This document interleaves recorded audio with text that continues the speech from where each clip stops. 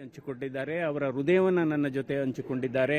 ಹೀಗಾಗಿ ಇವತ್ತು ಇದು ಕಾರ್ಯಕರ್ತರ ಗೆಲುವು, ಇದು ಮತದಾರರ ಗೆಲುವು ಅಂತ ನಾನು ಹೇಳಬೇಕಾಗತ್ತೆ. ಮತ್ತು ನಮಗೆ ಎರಡು ರೀತಿಯ ಅಸೆಸ್ಮೆಂಟ್ ಇತ್ತು. ಅಂದರೆ ನಾವು ಪ್ರಚಾರಕ್ಕೆ ಹೋದಂಥ ಸಂದರ್ಭದಲ್ಲಿ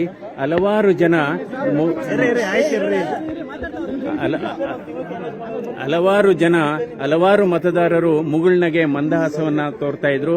ಆದರೆ ನಮ್ಮ ಹತ್ರ ಬರ್ತಾ ಇರಲಿಲ್ಲ ಅವರು. ಹೀಗಾಗಿ ಪಕ್ಷಾತೀತವಾಗಿ ಇವತ್ತು ನಮಗೆ ಮತಗಳನ್ನು ನೀಡಿದ್ದಾರೆ. ಒಂದು ಗುಪ್ತಗಾಮಿನಿ ಅಂಡರ್ ಕರೆಂಟ್ ತುಂಬಾ ಇತ್ತು. ಸೊ ನಮಗೆ ಎರಡು ರೀತಿ ಅಸೆಸ್ಮೆಂಟ್ ಇತ್ತು. ಒಂದು ಅಸೆಸ್ಮೆಂಟ್ 50,000ದಲ್ಲಿ ನಾನು ಗೆಲ್ಬಹುದು.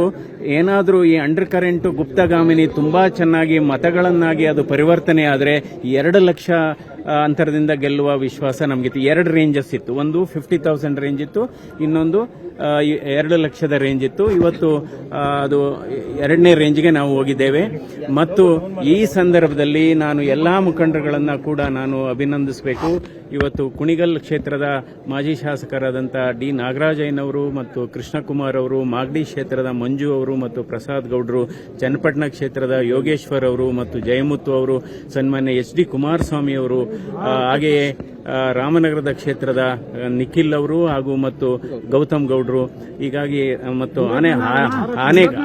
ಆನೇಕಲ್ ಕ್ಷೇತ್ರದ ಕೇಂದ್ರ ಸಚಿವರಾದಂತಹ ನಾರಾಯಣ ಸ್ವಾಮಿ ಅವರು ಮತ್ತು ಉಲ್ಲಳ್ಳಿ ಶ್ರೀನಿವಾಸ್ ಅವರು ಮತ್ತು ರಾಜರಾಜೇಶ್ವರಿ ನಗರದ ಶಾಸಕರಾದಂಥ ಮಾಜಿ ಸಚಿವರಾದಂತಹ ಮುನಿರತ್ನ ಅವರು ಮತ್ತು ಈ ಉಸ್ತುವಾರಿಯನ್ನು ನೋಡಿಕೊಂಡಂತಹ ಡಾಕ್ಟರ್ ಅಶ್ವಥ್ ನಾರಾಯಣ ಅವರು, MLC ಮತ್ತು ಬೆಂಗಳೂರು ಸೌತ್ನ ಅತ್ಯಂತ ಹೆಚ್ಚು ಲೀಡ್ ಕೊಟ್ಟಂತ ಬೆಂಗಳೂರು ದಕ್ಷಿಣ ಕ್ಷೇತ್ರದ ಎಂ ಕೃಷ್ಣಪ್ಪನವರು, ನಂತರ ಕನಕಪುರದ ನಾಗರಾಜ ಚಿಕ್ಕಪ್ಪನವರು, ಹಾಗೆಯೇ ಮುನಿರಾಜಗೌಡರು, ಅಶ್ವಥ್ ನಾರಾಯಣ ಅವರು ಎಲ್ಲರೂ ಕೂಡ ಇವತ್ತು ಕೆಲಸ ಮಾಡಿದ್ದಾರೆ. ಜಯಮುತ್ತು ಅವರು, ಚನ್ನಪಟ್ಟಣದ ಜಯಮುತ್ತು ಅವರು, ಅವ್ರಿಗೋಸ್ಕರ, ಯಾಕೆಂದ್ರೆ ಇದು ನಿಜವಾಗ್ಲೂ ಒಂದು ಐತಿಹಾಸಿಕ ಗೆಲುವು. ಯಾಕೆಂದ್ರೆ ಇದನ್ನ ತಾವೆಲ್ಲ ಹೈ ವೋಲ್ಟೇಜ್ ಕ್ಷೇತ್ರ ಎಂದು ಬಿಂಬಿಸಿದ್ರಿ, ಹೈ ವೋಲ್ಟೇಜ್ ಹೈ ಪ್ರೊಫೈಲ್ ಕ್ಷೇತ್ರ ಅಂತ. ಸೊ ಹೀಗಾಗಿ ಇದೊಂದು ಐತಿಹಾಸಿಕ ಗೆಲುವಿಗೆ ಸಾಕ್ಷಿಯಾದಂತಹ ಎಲ್ಲಾ ಮತದಾರರಿಗೂ ನಾನು ಧನ್ಯವಾದಗಳನ್ನು ಮತ್ತು ಹೃದಯಸ್ಪರ್ಶಿ ನಮನಗಳನ್ನು ಹೇಳ್ತೇನೆ.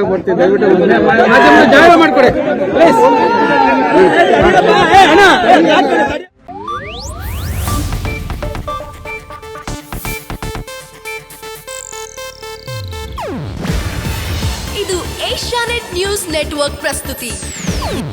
ನೀವು ನೋಡ್ತಿದ್ದೀರಾ ಏಷ್ಯಾನೆಟ್ ಸುವರ್ಣ ನ್ಯೂಸ್.